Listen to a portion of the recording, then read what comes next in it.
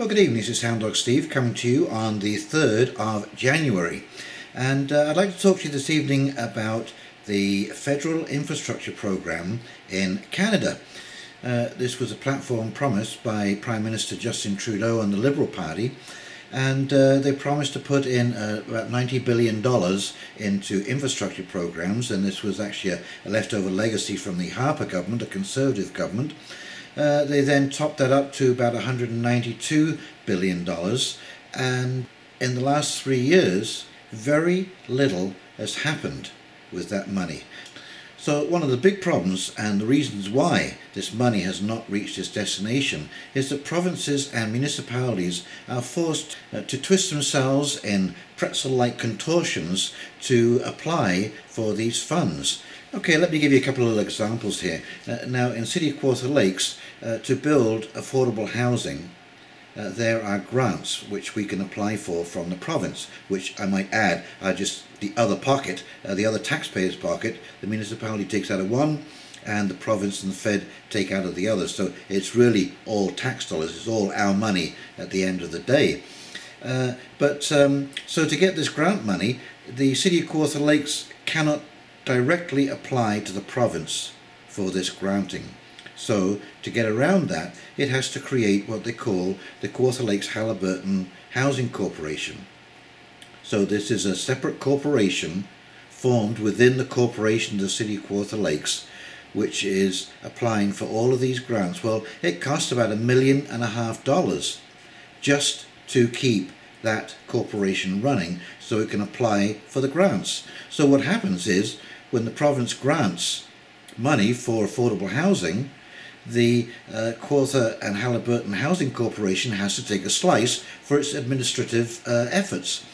So whatever money comes from the federal government, same thing, it has to be filtered through all of these agencies and organisations. And there was another situation in the township of Rossland in BC, and there was a three-party grant situation from the federal, the province and the township. Everyone had to put in a third. Well, what Rossland wanted was a 1 million litre water storage tank. Oh dear me. Well, that didn't apply for the grant, and so the only thing they could apply for was a completely revamped state-of-the-art water treatment system, which they didn't need because the water that they were getting was coming basically right off the mountains. It was pristine, it was crystal clear and needed very little treatment to it. But what this forced the township to do, it had to borrow money to meet its share of the contribution. Okay, it was such an upgraded facility that it now needed more staff, and it needed high-priced, well-trained staff to run it because nobody knew how to run this state-of-the-art equipment. So it got something it didn't want. It had to put itself into debt to get the grant. And at the end of the day, the conclusion was they'd have been better off not applying for the grant in the first place. And you will see by the articles, 3 articles that I'm going to show you on the computer in a second, will reiterate exactly those points. So anyway, let's pop over and see those, and we'll come back and do a little bit of a wrap up. Okay, here we go. Okay, here we go. Federal government hopes funding change solves infrastructure spending cost concerns. Canada's infrastructure minister says an overhaul of how the government approves funding for projects should solve concerns about construction delays and escalating costs. Internal documents show that federal officials have been told that the first chunk of the Liberals' infrastructure program, $14.4 billion, aimed at fixing roads, bridges, highways, transit and water systems, pushed up the prices as demand for work outstripped the supply of companies available to do it in many parts of the country. During a late 2017 meeting of federal, provincial and territorial infrastructure ministers, the provincial ministers noted some municipal projects were way over budget. A problem because federal infrastructure programs don't normally cover cost overruns after funding is approved. In response, the government has agreed that for the rest of the winter, federal officials will sign off on plans so money and work are ready to roll come spring. which Infrastructure Minister Francois-Philippe Champagne says will finally align bureaucratic processes with Canada's construction season. If you don't give the answer at the right time in the calendar year, you might delay a project by 18 to 20 months, Mr. Champagne said recently during a wide-ranging interview. It's all about doing things better and smarter, he said, adding later, I know that may sound very logical, but trust me, it might not always have been the case. The backroom change is one Mr. Champagne hopes will address public concerns that cities hold off work until they are sure the Liberals would chip in the money, which also worsens cost overruns. Mr. Champagne said a pilot project to run next year with Nova Scotia, Alberta and Saskatchewan will make test payments when the projects hit particular milestones, as opposing to waiting to reimburse municipalities only after they submit receipts. The idea, he said, is to see if the milestone payments put government accounting more in line with the impact and percentage of completion. Now, you've got to remember, when he's saying all of this, okay, it was the Harper government that put this infrastructure plan in place. And virtually nothing got done under that plan. The Liberals have had 3 years, have increased the amount of money in that plan, and yet virtually nothing has been seen to come to fruition yet, because everyone is frightened that if the government doesn't get in next time, those projects will suddenly fall under provincial and municipal jurisdiction, and they won't have the money to finish them. And here we are, Minister, laser focused on construction projects for 2019. Laser focused! Oh my God!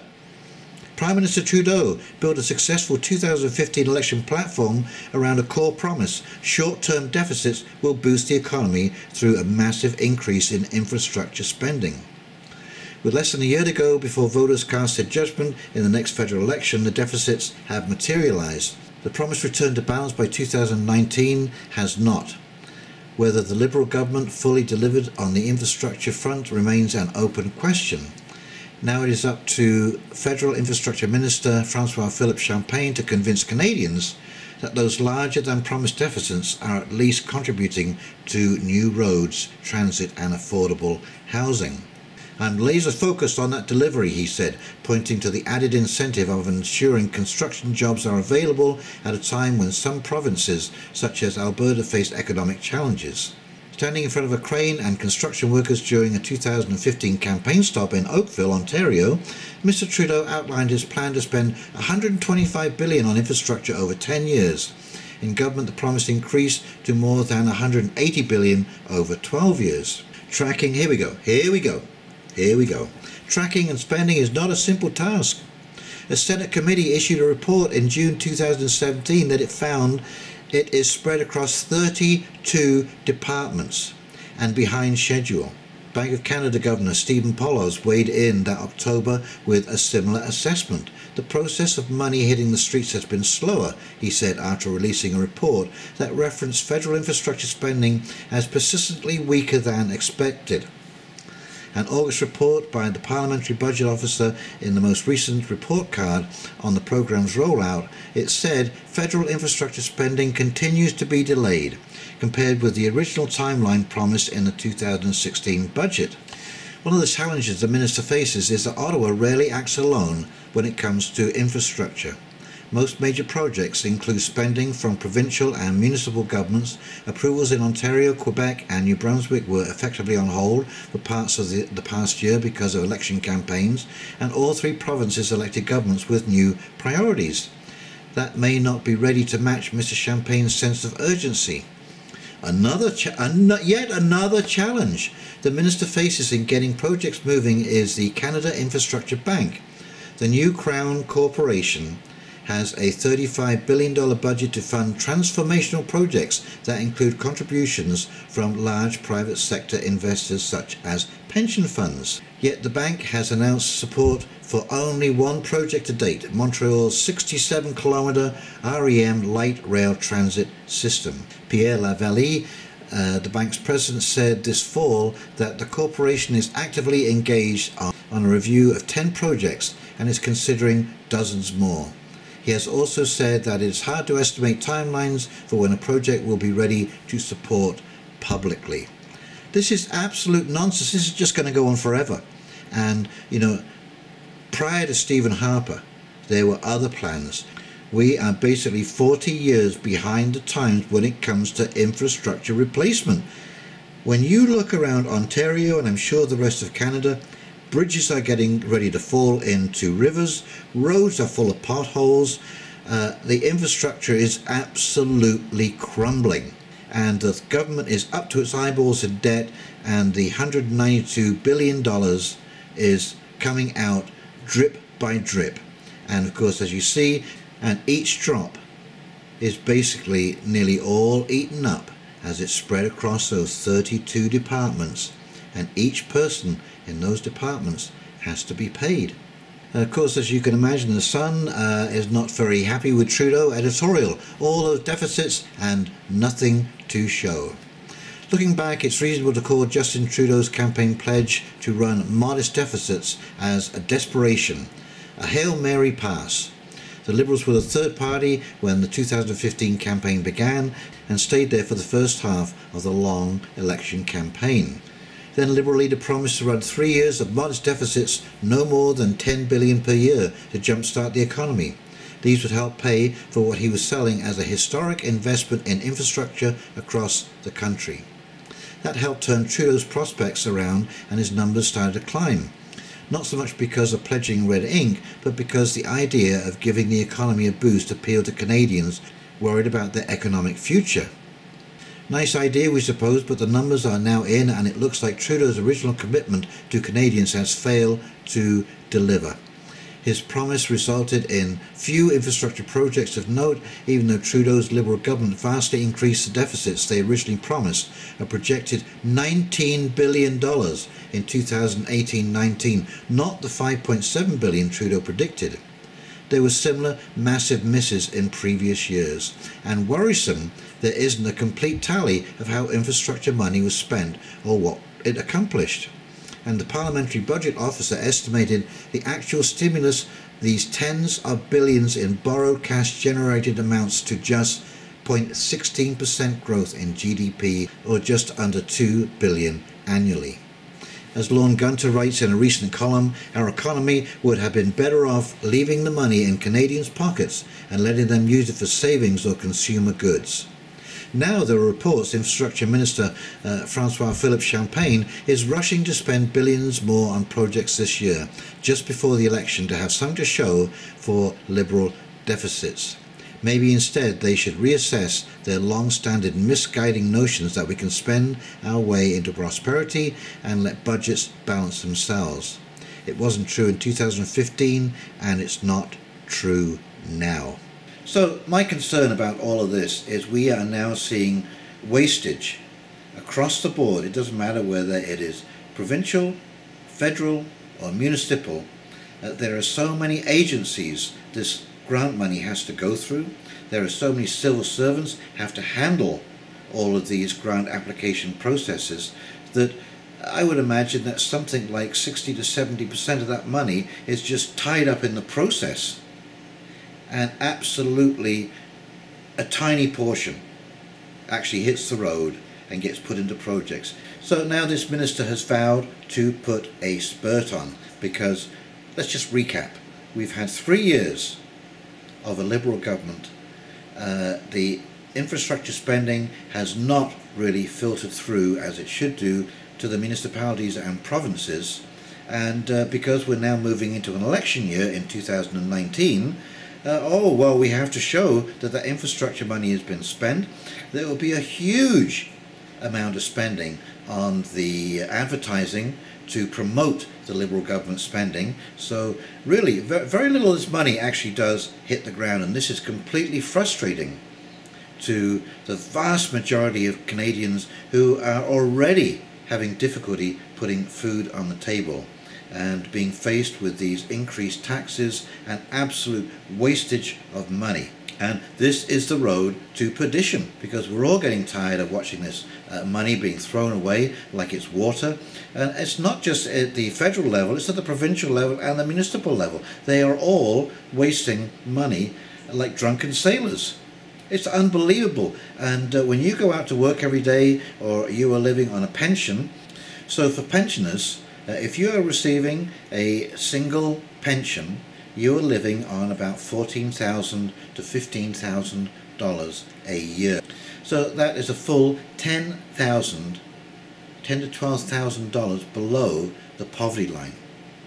Okay, $26,000 below that, you are living in poverty according to StatsCan. And of course, if you are only bringing in $14,500 a year, you are way off that target. Okay, you're leading a hard scrabble life, and God forbid should anything go wrong in your life. Car breakdown, roof repair, appliances need to be replaced, and all of these things are increasing at an incredible pace through inflation. And so to watch the money that is being thrown away, and then they cast this off as, oh, it's just water under the bridge. You know, don't worry about that. Don't worry your pretty little head about all of that kind of stuff. Ontario, you know, the gas power plants, $1 billion down the drain. $1 billion. What could you have done with $1 billion? You could have boosted our healthcare system. And of course, that's another situation, you know, where people are waiting for beds in hospitals. And why? When you look at the administrative structure of hospitals across Canada, they're top heavy. They're top heavy. The people when they say they have no beds, what they mean is that they have no nurses to tend patients in those beds. They do actually have beds available. They just don't have anybody to look after the people in them. So why are we paying money for administrators when what we really need is nurses? And of course they will hire a nurse part-time and then get her to work, you know, 40 to 50 hours overtime a week to avoid paying benefits.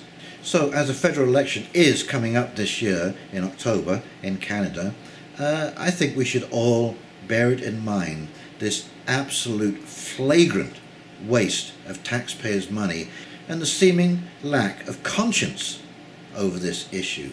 And then, of course, we see this kind of thing. Ottawa accused of avoiding veteran input on pensions. And what does it say here? Oh, Veterans Affairs is being accused of avoiding consultations with veterans after introducing details of its Pensions for Life program. The new pension plan, which will take effect in April 2019, will save the government money, at least in the short term, and reduce the compensation awarded to many disabled soldiers. You know, those people who lay down their lives for this country to fight for democracy. So when you go to the polls in October, and I'm sure I'm going to bring this up again because this is a real bee in my bonnet. I get sick and tired of reading about this stuff over and over and over again, and no lessons seem to be learned, and there is no responsibility taken. There are no consequences for these people who are in office or in the government bureaucracy. So please, as you see your MPs during the course of the year, whether it be NDP, Liberal or Conservative, bring up these issues and don't just ask for answers, demand answers. These people must be held accountable, and we are the only group of people who are going to hold them accountable. And let's face it, it's our money, and you want people to be accountable when they're spending your money. Okay, well, if you've enjoyed this video, please like and subscribe below, and in the meantime, you have a great evening and a great week coming up, and we will talk very soon. This is Hound Dog Steve signing off. You take care. Bye now.